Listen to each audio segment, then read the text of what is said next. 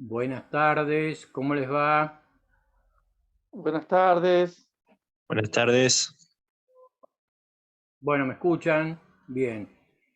Bueno, recuerdan que yo les comenté que hoy tenía que tomar examen en la Universidad Atlántida y que por eso se me iba a complicar y que iba a comenzar entre las 6:30 y las 7 como máximo. Bueno, son las 7:03, terminé y me vine disparando acá al departamento donde vivo, por lo menos así ya tenemos una hora.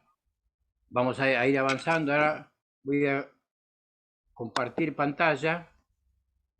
Uh, Otra vez no me deja.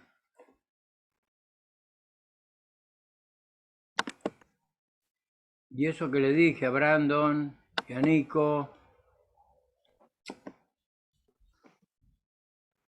Bueno, voy a llamar a ver si...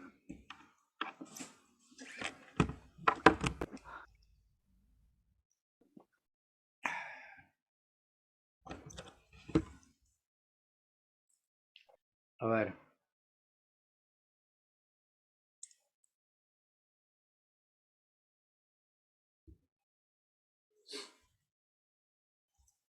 Ocupado.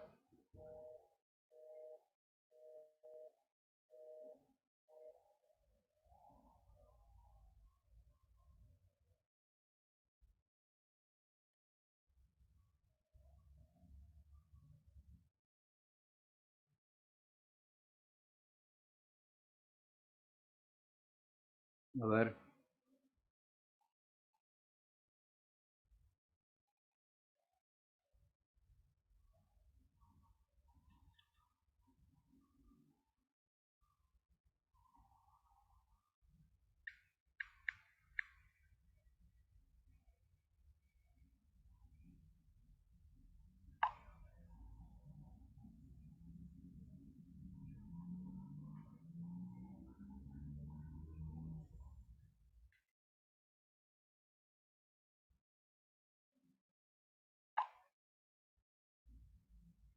Bueno, ahí le mando un mensaje. Espero que lo lea.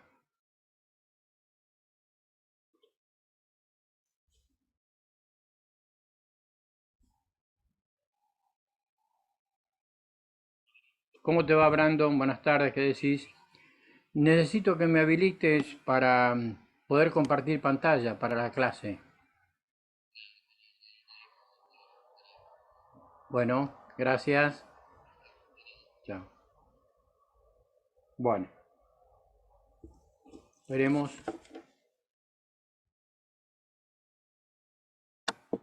Bueno, todavía no. Bueno, mientras tanto vamos a comenzar a hablar un poco. Ya el otro día más o menos les dije, pero voy a sacar algunos puntos, porque me voy a ajustar estrictamente a los puntos de la unidad 12. Si están con el programa a mano, va a ser más sencillo, porque hay muchos contenidos que forman parte de la introducción al derecho tributario y que yo los puse porque, como les dije, es el esqueleto de lo que estoy escribiendo en los ratos que puedo, porque me absorbe muchísimo el tema de la defensoría. Y además dar clase para Mar de Ajó y Dolores y acá. Bien, vamos entonces a ver si me dicen que ya está. Brando me dice, ahí lo hacen. Bien, perfecto. De todos modos, esto ustedes lo tienen subido a la página. Bueno, todavía no está.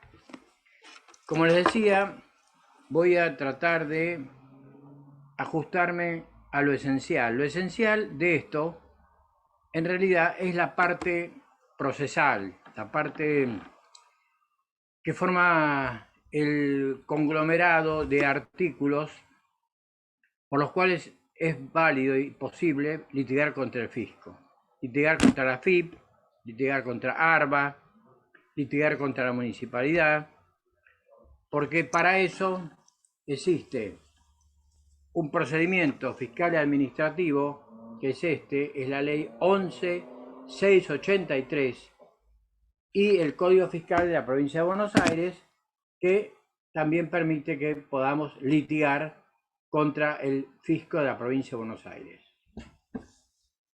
Pero como es una introducción al derecho tributario, entonces me voy a conformar con lo que les estoy dando en la clase de hoy y la del miércoles.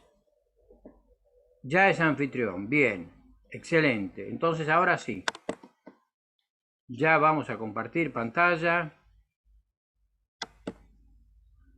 y vamos a poder comenzar.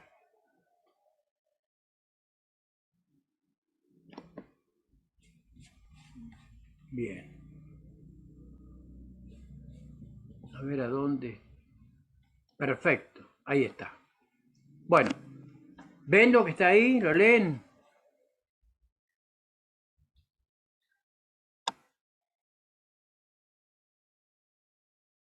Pregunto, ¿se puede leer bien?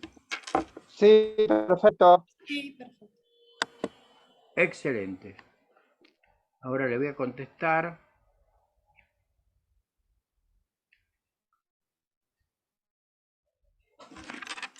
Perfecto. Bien, acá le pongo muchas gracias a los chicos del centro de estudiantes y ya lo envío.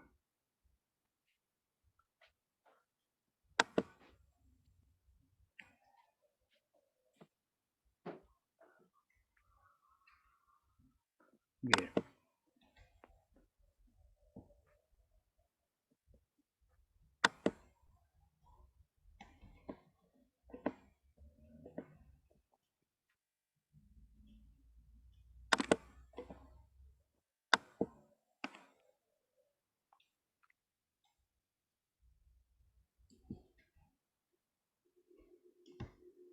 Bueno, no hay forma de enviarlo, así que no vamos a poder ser educados. Dentro de esta Bueno. secuencia.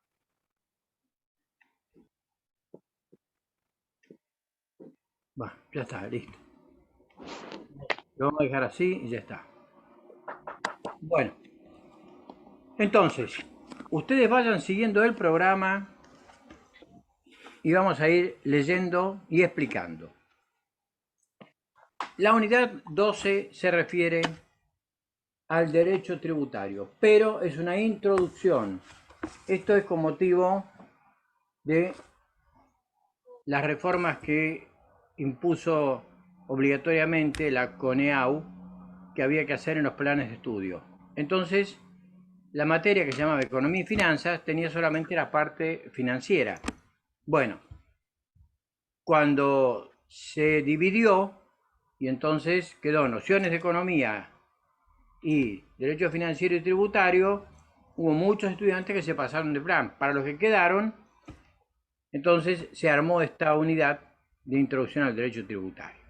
Entonces yo lo que armé fue lo siguiente. El Estado debe cumplir funciones para realizar sus fines y dentro de estas funciones se encuentra la actividad financiera. Bien, ¿qué es la actividad financiera? Es el conjunto de funciones que realiza el Estado, comprensivas de dos aspectos. Primero, provisión de ingresos para efectuar gastos. Es decir, ustedes ya vieron con Leandro en la unidad número 10 y 11 que esto se estudia y se analiza en el presupuesto.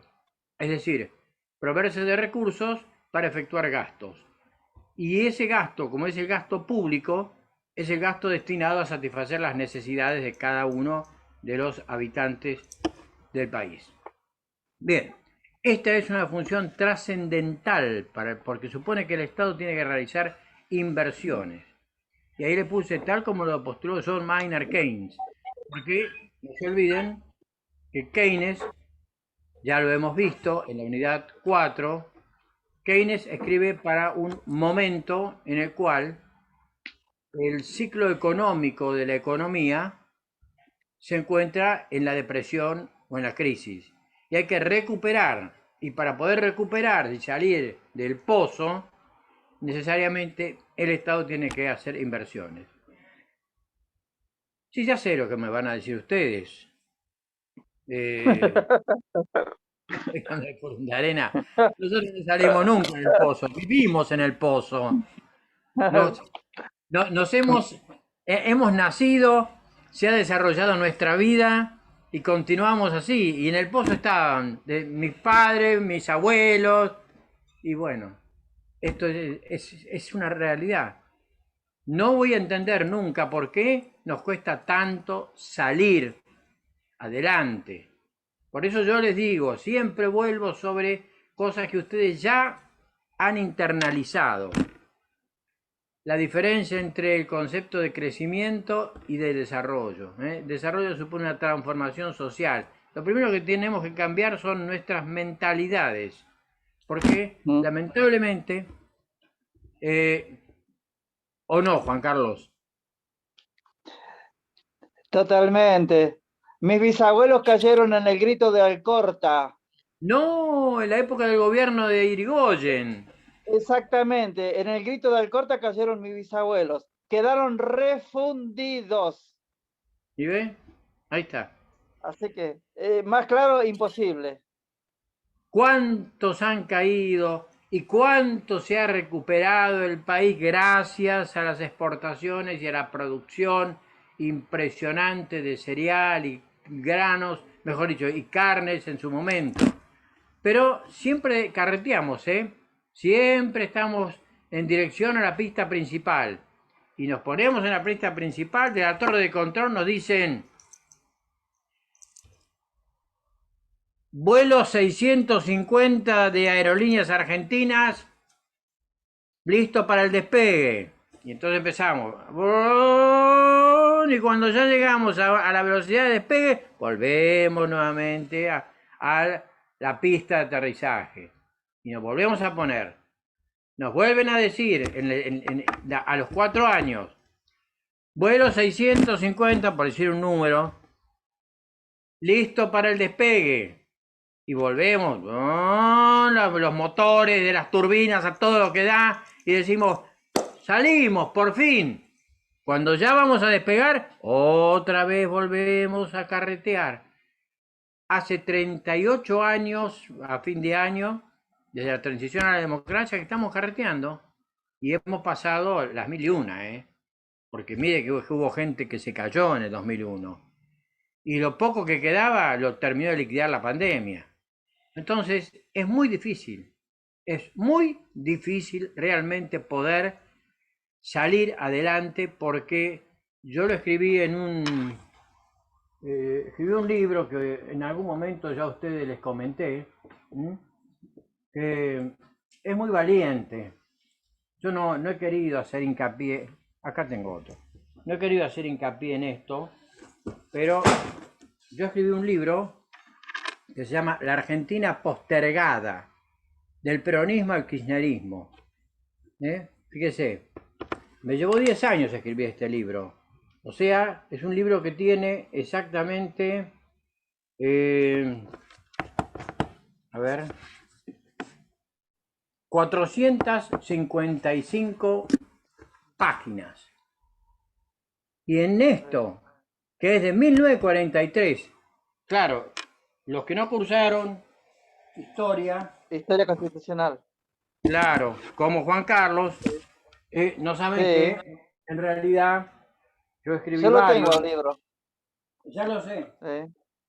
Fíjese.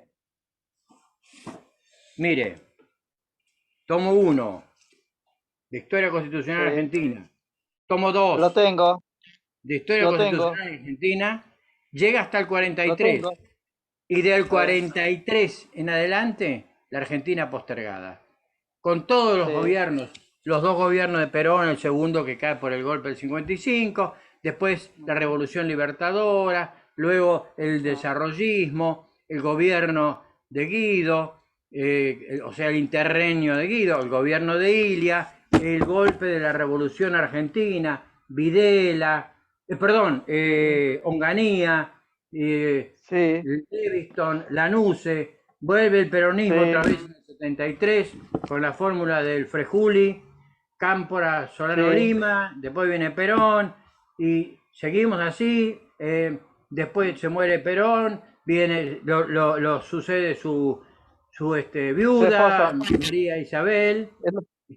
Eh, Sí, diga, Juan Carlos. sí, totalmente. Bueno, Sí. después, en pleno gobierno de Isabel, el Rodrigazo hizo Qué lindo. pedazos la Argentina. En el 76, el golpe militar del 24 de Ah, marzo, proceso de ah. reorganización nacional con Videla a la cabeza. Después vino Viola, Llamada Galtieri. Matanza. ¿Cómo? Ah, Matanza se llamaba eso. Y sí. El plan de reorganización era un plan de exterminio. Y sí, porque venía con el superministro, con José Alfredo Martínez Sí, Dios. Entonces yo sí, he vivido la vida estudiando. Fíjese, acá llegué hasta el sí. 2007, que fue el gobierno Ah, de Néstor, porque iba a continuar con el gobierno de Cristina y luego la repetición de Cristina. Bueno, todo eso es lo que estoy escribiendo ahora. Y créame que no hago más que confirmar que vivimos dando vuelta y vuelta y vuelta. Es cierto lo que decía Benedetto Croce, ese famoso mm, historiador, que la historia era un corsi y recorsi, o sea, curso y recurso, y curso y recurso. Y digo, en los gobiernos de Frondizi, Guido e Ilia, que fueron gobiernos fundacionales. Y los gobiernos de la democracia también fueron fundacionales. Porque cuando llega Alfonsín, se mm. tiene que ir antes por el descalabro que hubo con la economía.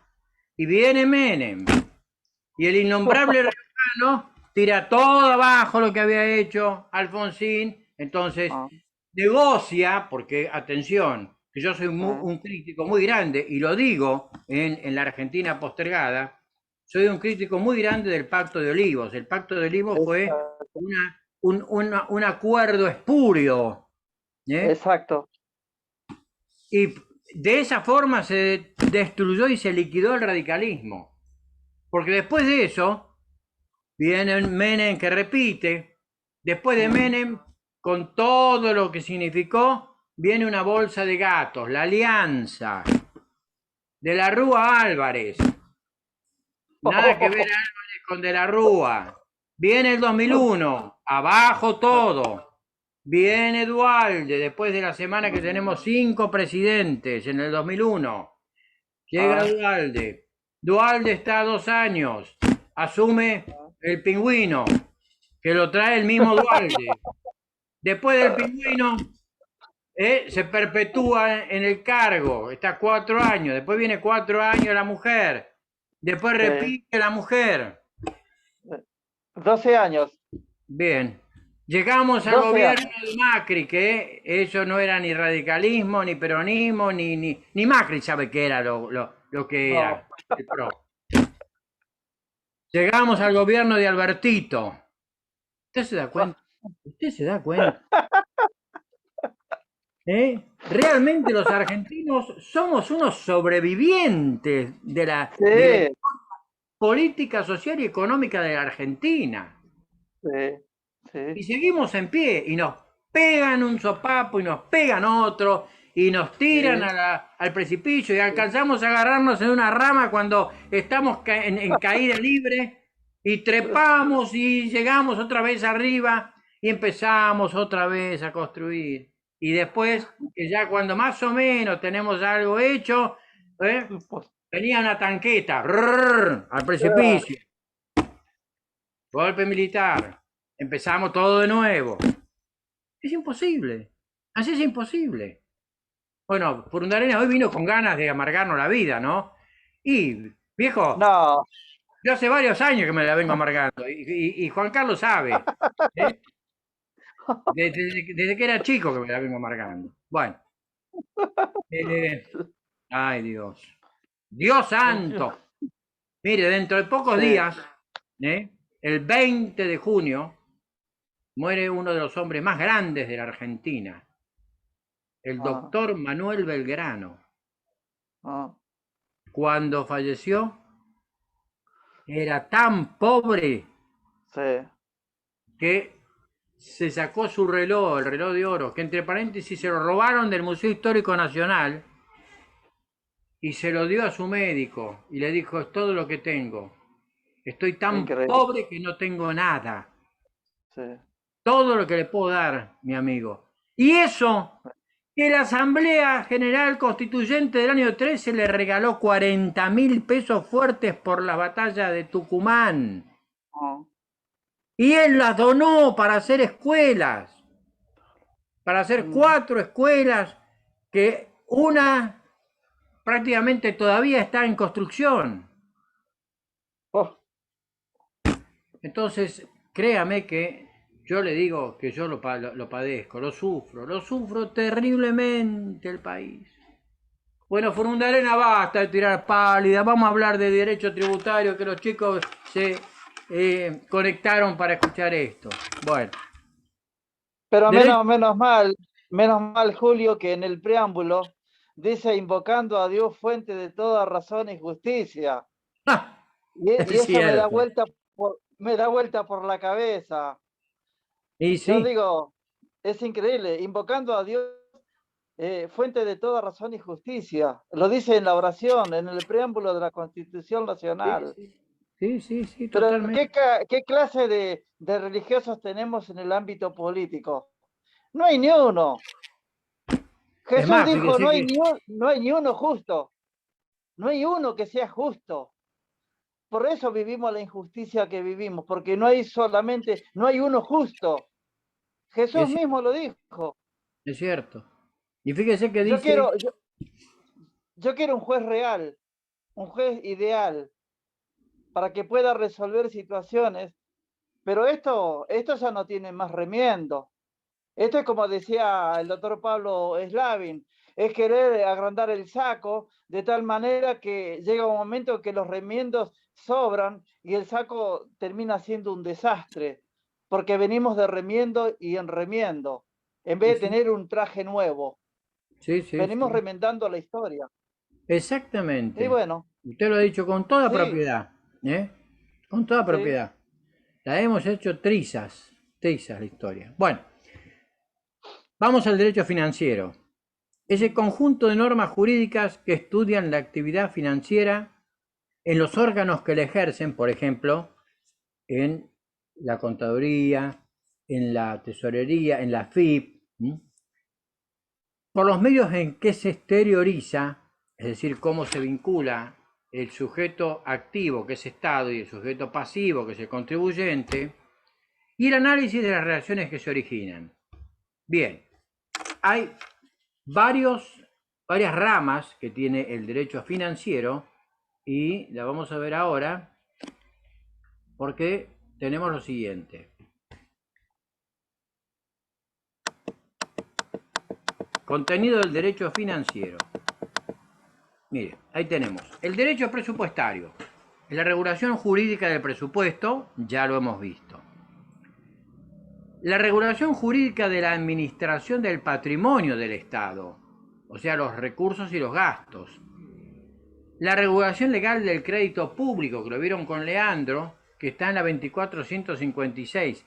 Es sí, asombroso que venimos sí. pidiendo plata desde el préstamo de la Baring Brothers, desde 1822, y recién en 1992 le dimos al crédito público un orden normativo, porque hasta ese momento no se sabía nada, nadie entendía nada.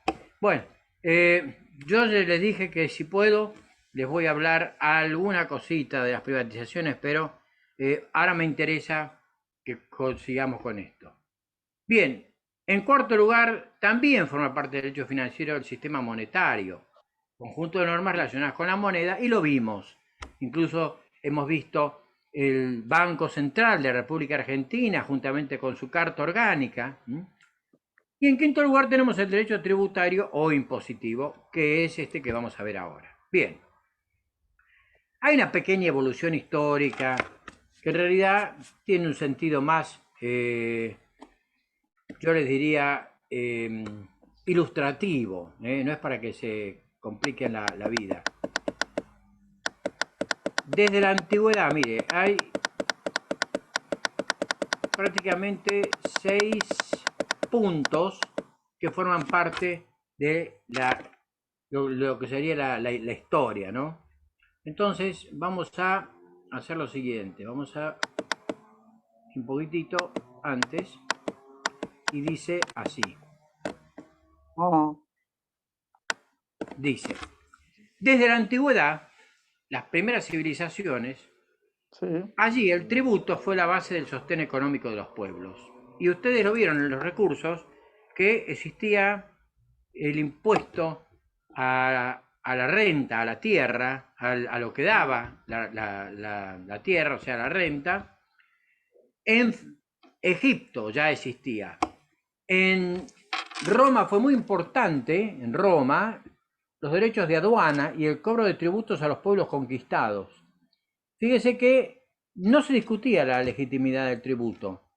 Los romanos eran muy pícaros, eran muy bichos. Ellos llegaban, vencían a los pueblos de determinado lugar y les llamaban provincia. Provincia romana. La palabra provincia viene del latín pro vinces, o sea, para los conquistados. O sea, a partir de ese momento, ese territorio, como por ejemplo España, era la España. París la fundaron los romanos y le llamaron Lutetia. Gran Bretaña la fundaron los romanos, o sea, a Londres, y le pusieron Londinum. Y así, lo que hacían ellos era poner a alguien del lugar para que cobrara los tributos. Y bueno, la Biblia es muy ilustrativa en esto, y de ahí aparecían los judíos y los fariseos, que eran los que ponían los romanos para que no lo agarraran a trompadas a ningún romano. Es decir, se enojaban mucho con los impuestos. Y cuando Jesús en un momento entró al templo, lo sacó a los latigazos. ¿Recuerdan ustedes esa escena de la Biblia?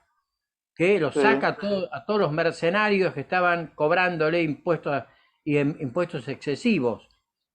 Entonces, cuando termina ese episodio, le dicen a Jesús, Maestro, ¿por qué no hacemos algo? Porque al final y después de cuentas estamos trabajando para los romanos. Se llevan todo. O sea, le tiraron una cáscara de banana a Jesús a ver si tropezaba, a ver qué contestaba. Y fue impecable, porque le dijo lo que le puse ahí. Dad al César lo que es del César y a Dios lo que es de Dios. O sea, era de una habilidad superlativa y él hablaba en parábolas. O sea, trataba de explicar la realidad de modo de que decía y parecía que no decía, pero decía con mucha profundidad. O sea, prácticamente el tributo no lo discutió la Iglesia. Es más, la Iglesia fue la inventora de ciertos tributos que obligaban a los príncipes de la Edad Media a que tuvieran que poner el famoso óbolo para que el Vaticano fuera un lugar que prácticamente brotaba el oro.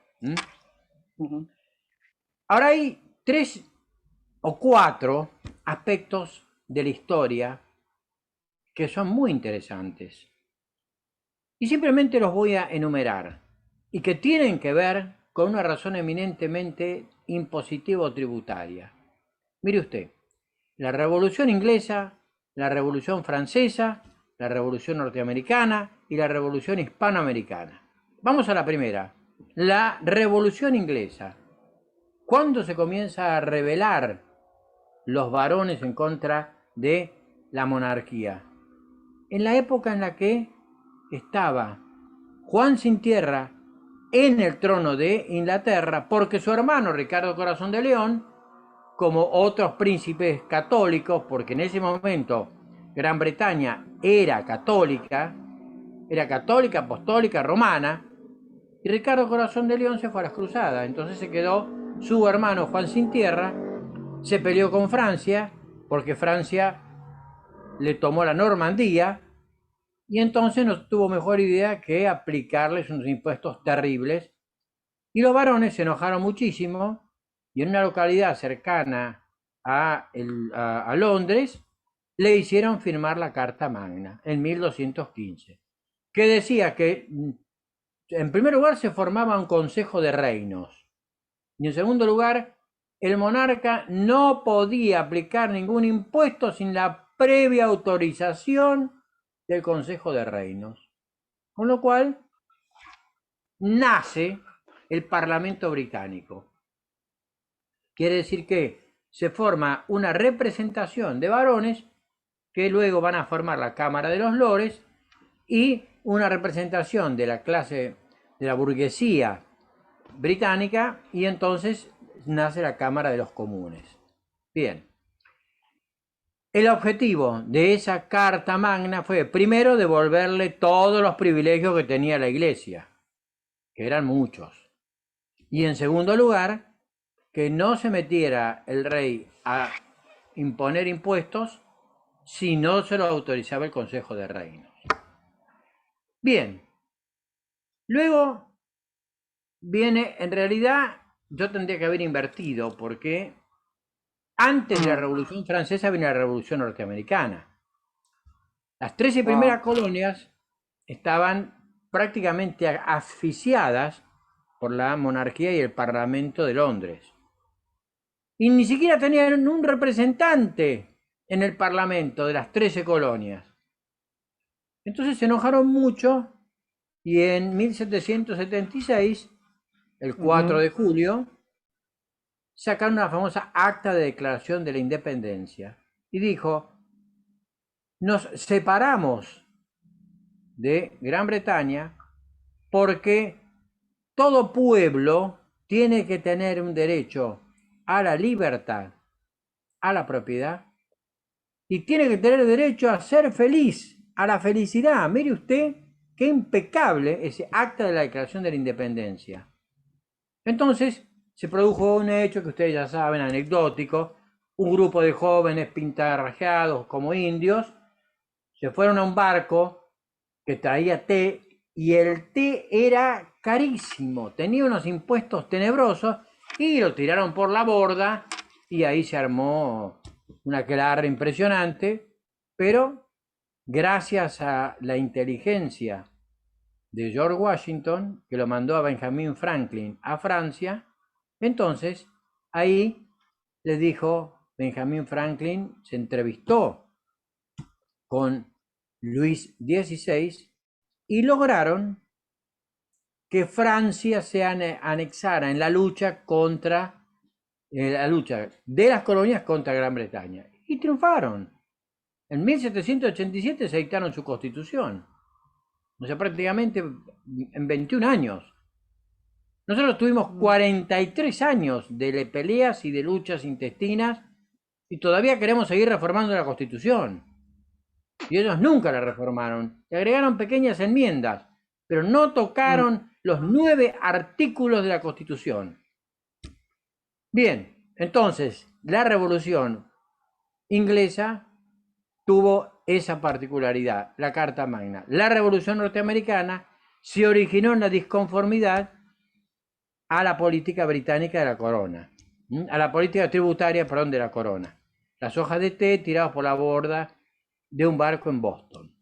Después vino la Revolución Francesa, 1789, 14 de julio, la toma de la Bastilla, y por campesinos que venían con esos especies como de palos que tienen una 4 o 5 cosas, puntas que utilizan para levantar fardos.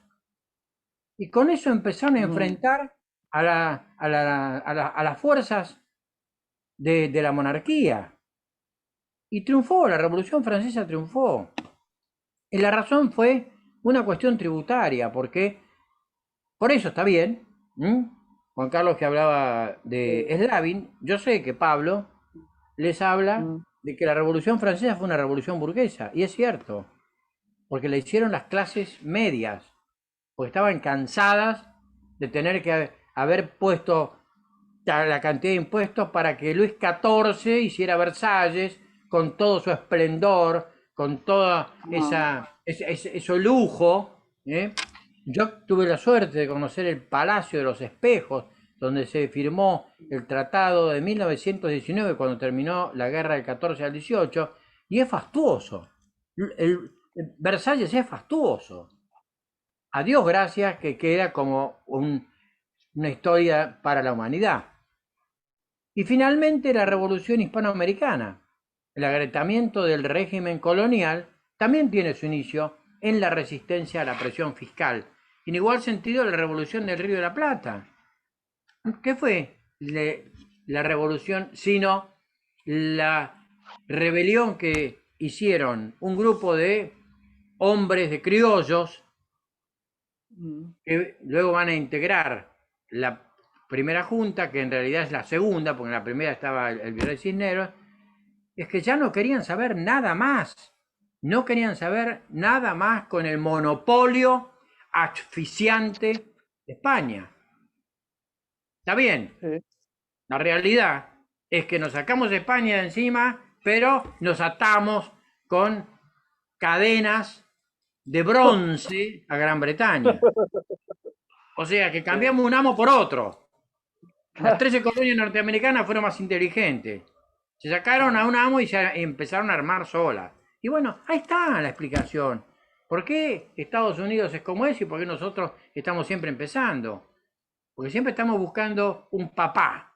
A ver, el papá fue Gran Bretaña. Después era la Baring Brothers. Después el papá era la banca Rothschild. Y después el papá era el Fondo Monetario Internacional. Y no, pará, viejo. ¿Alguna vez decidí ponerte los pantalones largos y empezar a tener un país como la gente?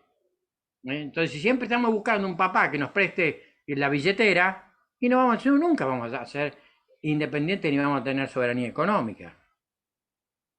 Bueno, la cuestión entonces es que esto da para hablar un montón, Oh, da para hablar muchísimo, pero no es la idea. Pero hay una realidad acá. Y la revolución en el Río de la Plata, yo se lo pongo, se interpreta bajo la óptica económica de la preponderancia que tuvo el puerto de Buenos Aires con su aduana y los consiguientes impuestos a la importación y exportación. Minga que va a sacar la capital de Buenos Aires, como hicieron los brasileros que se la mandaron a Brasilia al medio del Mato ah, Grosso. Olvídese, este es un país megacefálico, o sea, es un país con una cabeza grande, relativamente, relativamente grande, porque por supuesto, España es como la provincia de Buenos Aires, mm, pero intente usted sacar la capital como quiso hacer Alfonsín y llevarla a Viedma, pero hay que ser muy ingenuo para pensar que eso podía prosperar. Vaya usted a decirle que no, la capital tendría que estar en Salta, en Tucumán, porque en realidad lo que tendríamos que lograr nosotros es la salida al Pacífico. Tendríamos que ah, poder hacer buenas migas con Chile para mm, que podamos comercializar con los países asiáticos. Pues cada vez son más y necesitan comer, tienen hambre y nosotros producimos. Y eso es lo que nos ha salvado. Y la caja grande la maneja Buenos Aires porque es la que cobra los derechos de importación y exportación. Y es así. Bien, concepto del derecho tributario. Es la rama del derecho financiero que estudia el aspecto jurídico de la tributación, como actividad del Estado, en las relaciones del Estado con los particulares y en las relaciones de los particulares entre sí. No se enloquezca con los conceptos y las definiciones. Yo le voy a decir cuándo empieza lo que para mí es importante y lo que realmente le voy a preguntar. Vamos tranquilos. Bien. Divisiones del derecho tributario. Tenemos el derecho tributario constitucional. Esto sí, esto lo vamos a saber, vamos a ver cuáles son los principios que están en la Constitución que regulan la materia tributaria. Ahí yo puse Constitución Nacional y Constitución de la Provincia de Buenos Aires. La verdad que los voy a perdonar y la Constitución de la Provincia de Buenos Aires no la vamos a ver, pero tiene muchos principios tomados de la Constitución Nacional, que tienen que ver, por supuesto, con la materia tributaria. Pero vamos a dejar que por lo menos sepan la Constitución Nacional. Con esto me conformo. Bien. Luego está el derecho sustantivo material, que estudia las normas jurídicas en general. Lo que vamos a ver como la relación jurídico-tributaria, la obligación tributaria, qué es el hecho imponible. Bien. Luego tenemos el derecho tributario administrativo o formal, que estudia las normas que regulan la facultad de los organismos encargados de la actividad regulatoria. Bueno, ahí vamos a ver que aparece la AFIP, la Administración Federal de Ingresos Públicos. Por supuesto que la ley 11683 tuvo una punta de reformas impresionantes. Y finalmente, durante el gobierno del riojano, se creó la Administración Federal de Ingresos Públicos. Obviamente que también vamos a ver, aunque sea algunos aspectos, vamos a ver un organismo que si no lo ven acá no lo van a ver nunca más, y es muy importante, que es el Tribunal Fiscal de la Nación. Ustedes ya vieron con Leandro, en la primera parte que preguntamos, sobre el control externo, el control interno y el control externo del presupuesto. O sea, el control interno, sindicatura del General de la Nación, la SIGEN, y el control externo del presupuesto, Auditoría General de la Nación.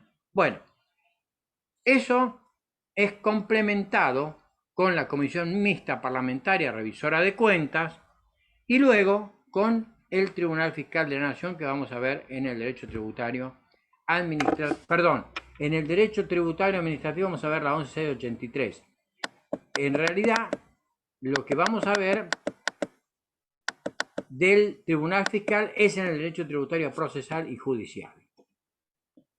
Esto es una introducción. Si fuera un poquitito más, yo les hubiera incluso hasta enseñado o mostrado cómo se hace un recurso ante la AFIP, porque normalmente los abogados le han dejado esto a los contadores, y los contadores, como pueden litigar y no es necesario que haya un abogado, entonces esto se lo conocen así y le ganan al fisco, le ganan mucho. Fíjese usted este fallo que dispuso que no es constitucional que se le cobre el impuesto a las ganancias a la jubilación o pensión de los jubilados o de las viudas de los jubilados. Entonces, la ANSES tuvo que poner toda la plata que le estuvo sacando a los jubilados, y entonces el impuesto a las ganancias, que es cuando está, que lo vamos a ver en la unidad 13, cuando está grabando el salario, es inconstitucional, porque el salario tiene carácter alimentario. No podemos estar, ya nos sacan por todos lados y encima de los pocos morlacos que uno gana cuando trabaja. Bien, eso es el derecho tributario procesal y judicial. Y luego vamos a ver el derecho tributario penal, porque existe una ley penal tributaria, que vamos a ver 1 o 2 artículos y los principios del derecho penal que se aplican al derecho tributario penal, que si se trata de litigar o la AFIP lo va a ejecutar, lo va a hacer a través del fuero federal. Ahora, en materia de provincia, existe el tribunal o los juzgados en lo contencioso administrativo. Ahí se ventilan las cuestiones en las que usted litiga contra el fisco de la provincia, o el fisco lo va a ejecutar a usted por no pagar los respectivos tributos. Bien, continuamos. El programa dice autonomía, y bueno, dice concepto, después dice autonomía del derecho financiero y del derecho tributario. Muy bien. Existe, esto olvídese, porque hay una rama, una autonomía didáctica, es decir, no llega a ser ciencia, y una autonomía científica, que es de tres tipos, que en realidad todo esto yo lo saqué porque doy en la Universidad Atlántida Derecho Tributario y Financiero, entonces lo he sacado de acá. Pero lo que viene ahora sí es importante. O sea, la pelea a muerte entre los administrativistas, los civilistas y los que sostienen la autonomía del derecho financiero y tributario. Es probable que muchos de ustedes ya hayan rendido derecho administrativo y los administrativistas, con Hutchinson a la cabeza, juntamente con Gordillo, Agustín Gordillo, sostienen que el derecho financiero y tributario no son autónomos. Dicen que dependen del derecho administrativo porque la actividad estatal de recaudar para gastar es una función administrativa. Y así lo sostiene incluso en Argentina Sanovini y Pérez de Ayala. Ustedes sepan esto, que los administrativistas lo niegan porque consideran que el derecho financiero y tributario no existe, sino que existe una rama, o sea, existe una función administrativa que recauda y gasta. Bien, los civilistas dicen, no, imposible, no le vamos a dar autonomía al derecho tributario y financiero porque va a avanzar, sobre todo va a avanzar sobre el artículo 17, que consagra la inviolabilidad de la propiedad. Entonces, dicen, si nosotros reconocemos que existe la autonomía del derecho tributario y del derecho financiero, creamos un poder fiscal discrecional que deja librado a los particulares de conocer derechos individuales que reconoce el derecho común. O sea, se protegen. Muy bien. Y así llegamos... Tenía una alarma. Nos quedan 10 minutos. Sí, 11 minutos. Bien. De todos modos, ya les digo que voy a sacar puntos de acá. Pero hasta ahora esto sí. O sea, la posición restringida distingue entre el derecho financiero y el tributario. Hay algunos, como Dino Harach, un gran tributarista.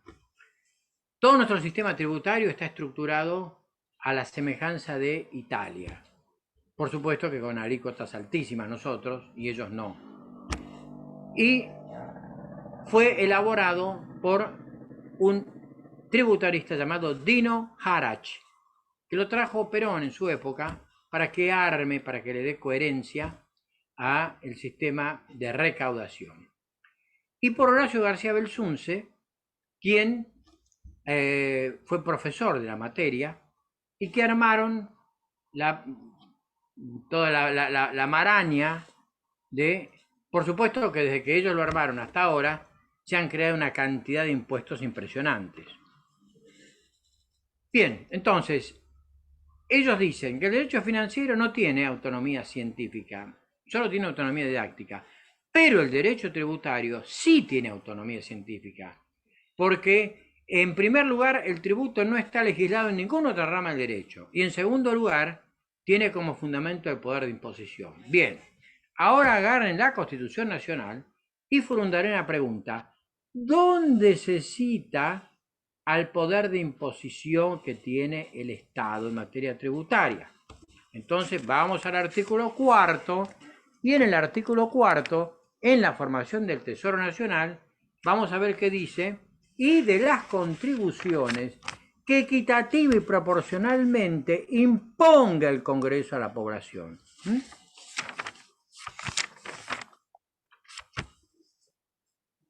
Y de las demás contribuciones que equitativa y proporcionalmente a la población imponga el Congreso General. Ahí está. Imponga. Y el otro artículo que habla del poder de imposición es el 17, que dice que solo el Congreso impone las contribuciones que reglamenta el artículo 4.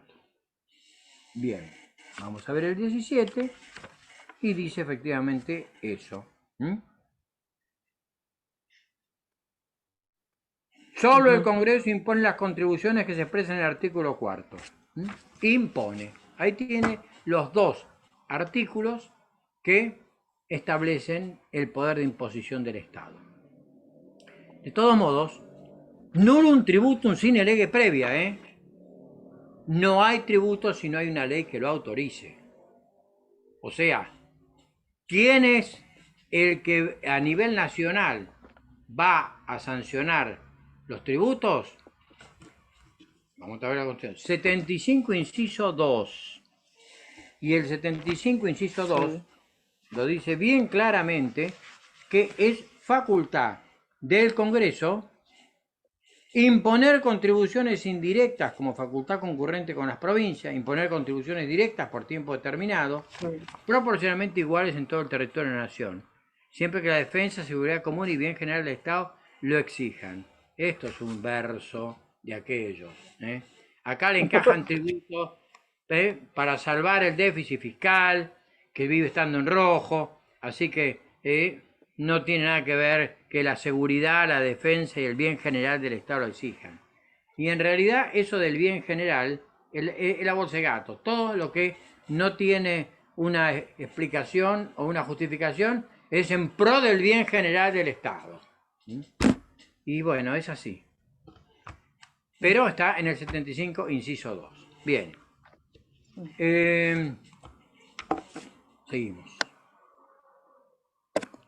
Los que consideran que el derecho financiero y el derecho tributario tienen plena autonomía, lo sostienen Giuliani von Rusch y Sainz de Bujanda. Sobre todo Giuliani von Rusch, que tiene una obra impecable sobre derecho tributario.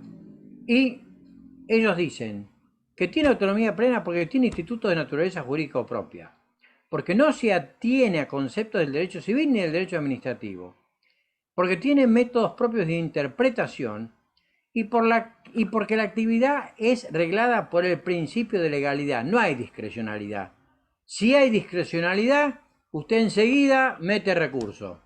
Enseguida remete contra la FIP, contra ARBA y defiende el derecho de su cliente o el suyo propio. Porque la riqueza, que es el patrimonio particular, se desplaza al fisco por el poder de imposición. Bien. ¿Por qué es importante el estudio de la autonomía? A ver, Frundarena, usted empezó en una serie de disquisiciones, que si los administrativistas piensan esto, que los civilistas piensan lo otro, que hay opiniones restringidas, que el derecho financiero no y el derecho tributario sí, o que el derecho tributario financiero sí y el derecho tributario también, porque legitima la competencia de las provincias para legislar en materia tributaria. Y por eso existe el código fiscal. Cada provincia tiene su código fiscal. O sea, los tributos o los impuestos que tiene la provincia, por ejemplo, la nuestra es impuesto a los ingresos brutos, impuesto a la patente, impuesto al bien inmueble, impuesto inmobiliario, que eso levanta, porque cuando empiezan a levantar las valuaciones, levantan las alícuotas. Así que esto legitima la competencia de las provincias para decirle al Estado, no te metas con nosotros, porque nosotros tenemos nuestro propio código. Bueno, y esto es ni más ni menos que el federalismo económico.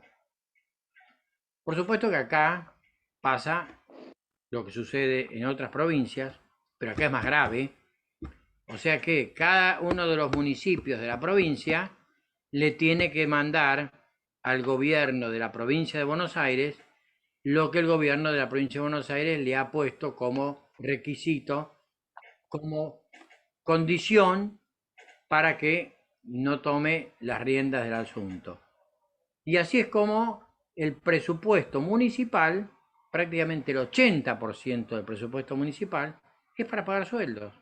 Entonces usted va por calles, por la zona ahí cercana a Tulsa, o por la zona de Independencia, continuando por Peralta Ramos, la Fortunato de la Plaza, la avenida 39, y se quedó a vivir. Se quedó a vivir porque el auto agarró un cráter, hizo track y se clavó de punta. Porque ya no son pozos lo que hay en la... ¿eh? Entonces, olvídese, vaya a conseguirse una grúa y sacarlo porque se metió en un cráter. Y claro, es que no hay plata para hacer arreglos. Hay que pagar los sueldos. Ahora, usted me dice, con toda la plata que entra, mire, ya se está afirmando que un 80% de la capacidad hotelera de Mar del Plata está llena para los 4 días que vienen de feriado. O sea, viene viernes, sábado, domingo y lunes. 4 días, parece Semana Santa. Y después tenemos en abril Semana Santa. Vamos a tener otros 4 días. Y hay gente que se viene a Mar del Plata. Nosotros tenemos una ciudad, nosotros somos bendecidos de vivir en una ciudad como Mar del Plata. Acá hay que ponerle un poco de guita, un poco de teca a la seguridad. Sí. Mar del Plata es una ciudad bellísima. Mar del Plata, usted pasea por la costa, agarra la bicicleta o camina, abríguese bien, póngase 300 frazadas encima, pero va a disfrutar profundamente caminando por la costa. Entonces, esto no lo tiene Buenos Aires. Juan Carlos tiene el oligopolio de la miel cuando viene el turismo. Y bueno, ahí está, Juan Carlos ya está con las máquinas a todo vapor. Sí, mucha platita. Haciendo miel a diestra y siniestra para que se lleven los turistas miel marplatense. Totalmente. Está perfecto, está muy bien. Está muy bien. Bueno, y hay que tomarlo así. Uy, ¿esto qué? Furundarena Pérez. Me mató con esto. Fuente del derecho tributario, financiero y tributario. Bueno, mire, ¿quiere que le diga una cosa?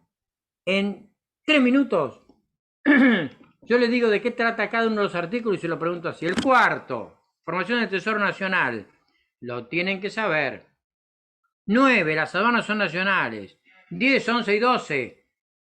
Hay libertad de tránsito por la zona fluvial y de una provincia a otra. El 16, la igualdad es la base del impuesto y las cargas públicas. El 17 tiene 2 partes importantísimas. El principio, que se refiere a que la propiedad es inviolable y que una ley determinará en qué caso y en qué condiciones no puede, y la respectiva indemnización. Y la última parte, el principio de no confiscatoriedad.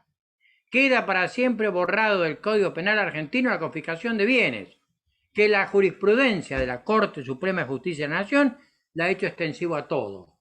No solamente que no la puede tener el Código Penal, no puede tener ninguna ley provincial, ni nacional, ni provincial, ni una tasa o una contribución de mejora municipal. No puede exceder, antes era hasta el 33%. Ahora se corrieron un poco más, porque lamentablemente la Corte Suprema es medio funcional. La Corte menemista, Dios mío, los que la integraban. Nazareno, Molineo Connor, Belucio. Bueno, no quiero hablar más. Entonces, el artículo 17 fue lo que permitió en la época de la Rúa, cuando se cayó a pedazos el gobierno de la Rúa, meter los famosos amparos para sacar la plata de los bancos. El artículo 19, importantísimo. Ningún habitante de la nación será obligado a hacer lo que la ley no manda, ni privado de lo que ella no prohíbe. La segunda parte. Lo quiero así, principio de legalidad. Por eso les digo, ¿qué es lo que me parece que ustedes se tienen que llevar? Que vale la pena. El 20. Todos los extranjeros gozan en el territorio de la nación de los mismos derechos que los nacionales. El 25. Fomentar la inmigración europea. La verdad que había un marcado tinte europeizante en la Constitución de... Debía haberse modificado eso, porque en realidad ahora nos van a invadir los chinos. O sea, eso es fomentar la inmigración europea, queda nada más que en el artículo 25. Bien, el 42, que ya se los hemos preguntado y hemos hablado. El 42 se refiere al derecho al consumidor en la relación de consumo.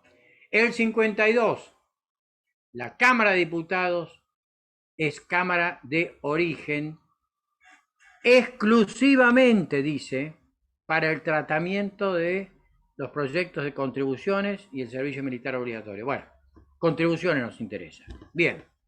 El 75, inciso primero, el Congreso fija los derechos de importación y exportación.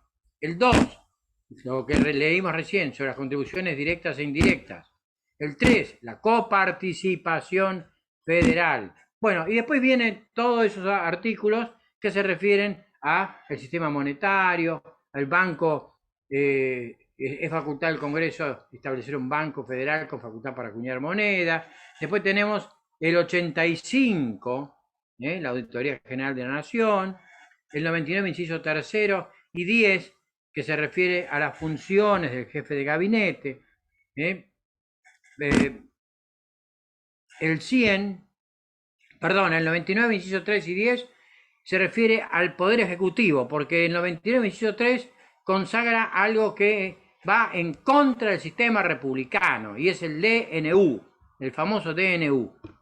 Bien, y el 10 que supervisa el presupuesto, y el 100 que son las facultades del jefe de gabinete. Bien, y luego tenemos el 121, las provincias conservan el poder no delegado, y el 126 que se refiere a qué pueden y qué no pueden hacer las provincias en materia tributaria.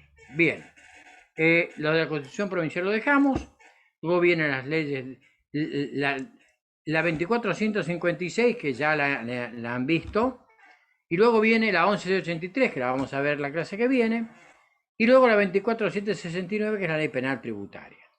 Bien, luego reglamentos que da el Poder Ejecutivo y facultades de los organismos administrativos. Por ejemplo, la AFIP puede sacar disposiciones en relación, por ejemplo, ahora hay que hacer la declaración jurada del impuesto a las ganancias, los contadores están enloquecidos porque el fisco no perdona y si no multas. Y luego tenemos ese decreto que no les voy a preguntar, el 618/97, que reglamenta la 1183. Bueno, y les digo esto, de la codificación del derecho tributario no voy a preguntar nada. Seguimos. De la interpretación del derecho tributario no voy a preguntar nada. De los efectos de las normas tributarias no voy a preguntar, pero retomamos en los principios constitucionales, eso sí. Esos los vamos a ver, los principios constitucionales del derecho tributario, y que están en el derecho tributario constitucional. Eso lo vamos a ver después. O sea que quedamos acá, porque ya son las 8:06, o sea que les agradezco que me hayan dado 6 minutos más y prácticamente hemos terminado todo el primer punto. Los demás son muy sencillos y voy a sacar muchas cosas también de los demás para que no se enloquezcan la vida. Así que nos queda una sola clase y en esa sola clase que queda vamos a tratar de ver los aspectos más importantes de lo que se conoce como introducción al derecho tributario.